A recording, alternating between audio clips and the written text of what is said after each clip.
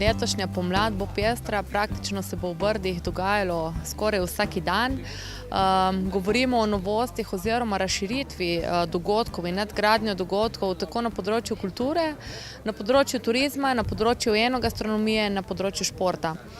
Vsekakor delamo v duhu, da obogatimo ponudbo na samem teritoriju, da zadržimo goste več dni v Brdih, da pripeljemo čim večje število gostov v Brdih in seveda, da vse te dogodke vključujemo tudi, bom rekla, najširše število naših akterjev, naših ponudnikov in v končni fazi tudi naših društev.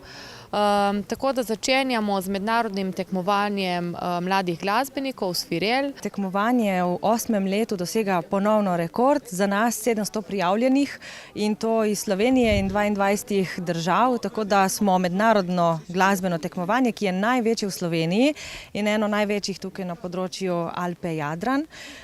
Tekmovanje bo potekalo na 2 lokacijah, na gradu Dobrovo in na Vili Vipavže.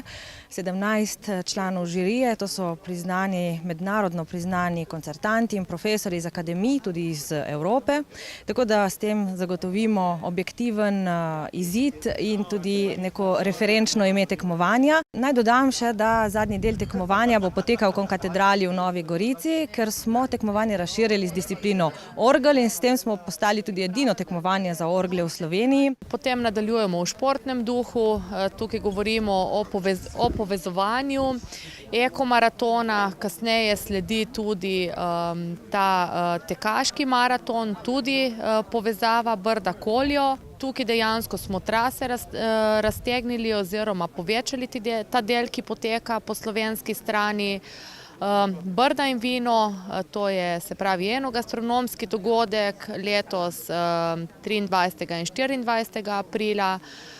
Novost v letošnjem letu je tudi praznik oljčnega olja in rebule v Višnjeviku. Ta praznik pripravljamo oziroma ga organiziramo glavni kmetje, vinogradniki, vinari in narava se je tako spremenila, da v mesecu maju je ogromno dela v vinogradu in ni časa postoriti vse, kar je treba za ta praznik. Smo ga obogatili, tako da bomo imeli ne samo petek, sobota, vendar tudi na nedeljo. Začeli bomo ob 9. zjutraj s pohodom, ki smo ga poimenovali sprehod od Oljčnika do Oljčnika in ob 13. se bo začel praznik s kulinaričnim dogodkom.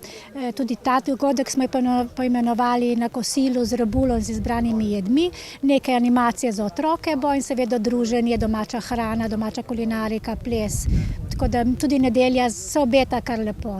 Rebula še ni povedala vsega, tako da še bomo nadaljevali še.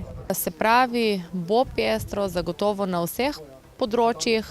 Mogoče naj omenim še pohodniški festival, katerega tudi začenjamo konec aprila in bo potekal v okviru 10 pohodov vse do začetka junija meseca.